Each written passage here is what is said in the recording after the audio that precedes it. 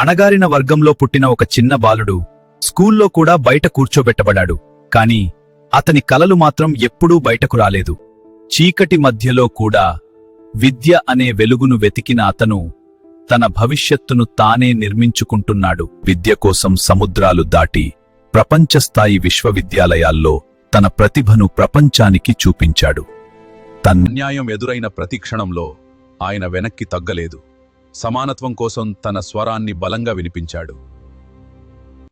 లక్షలాది ఆశల కోసం ఆయన ఒక నాయకుడిగా ఎదిగాడు.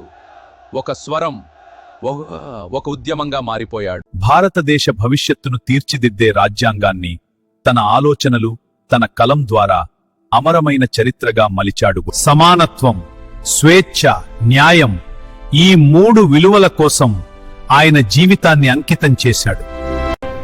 అంబేద్కర్ ఒక పేరు కాదు, ఒక శాశ్వత ప్రేరణ, తరతరాలకు మార్గదర్శి.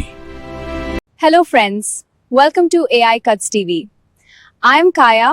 Please like, share and subscribe now.